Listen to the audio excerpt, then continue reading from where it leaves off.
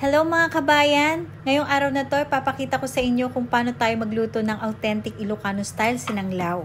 Ito na po itong ating sinanglaw. Sa mga kababayan nating nasa ibang bansa, ito, isi-share ko po sa inyo kung paano tayo makapagluto ng isa sa paborito nating sabaw at lutong Ilocano.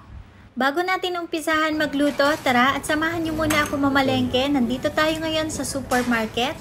Dito ako namimili lagi ng mga niluluto ko. Tamang-tama naman at meron tayong naabutan na pang sinanglaw. Ito yung mga nilalagay ko sa aking sinanglaw. Ito yung bituka ng baka. May taba-taba na rin to kaya napakasarap nito sa ating sinanglaw.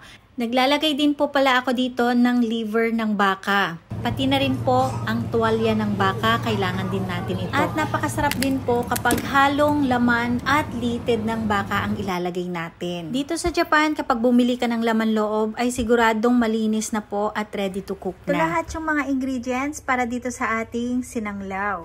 Pagkakaiba po ng sinanglaw at saka pinapaitan, mas marami po itong sabaw kumpara sa pinapaitan. Bago tayo magluto, nahugasan at nahiwa-hiwa ko na rin po ang mga ingredients natin.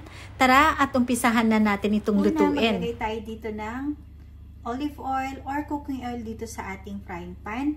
Una natin ilalagay yung ating ginger.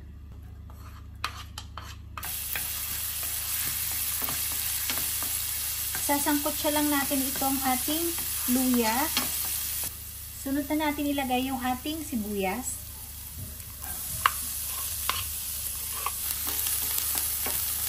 Pag naisangkot siya na natin itong mabuti, pwede na natin isunod dito yung ating beef.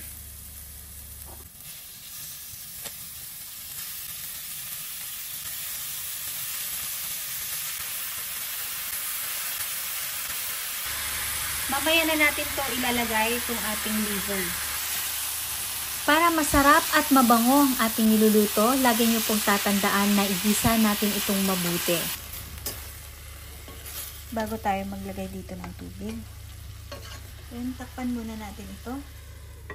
After 3 minutes, check na po natin.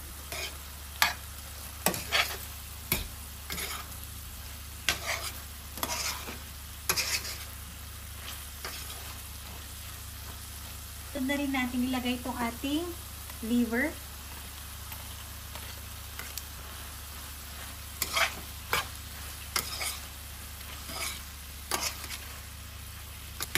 Pag nahalo na natin ito, nilalagay tayo dito ng black pepper.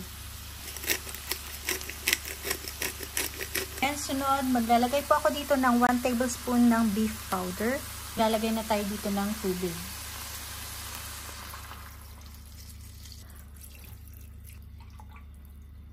Takpan muna natin to at pakuluan hanggang sa lumambot yung ating beef. Then balikan natin to after 30 minutes. Check na natin ito.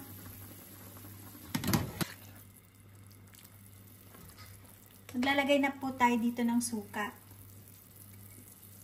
Suka. Try natin yung abdo ng baka. Then, maglagay na rin po tayo dito ng patis. Then, asin. Haluin lang po natin itong mabuti. Lagay na rin natin yung ating sili. Takpan lang natin to. Sapo natin ito after 5 minutes. Check na po natin ito. Wow, ang sarap at ang bango.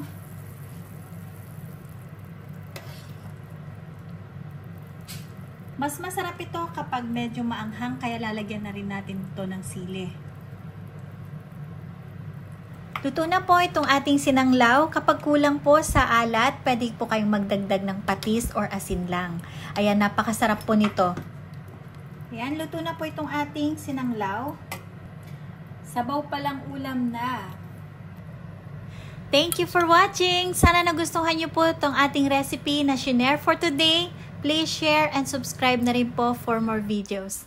At sana po paki-follow nyo naman po ako dito sa bago kong FB page. Maraming salamat po. See you in my next video. Bye!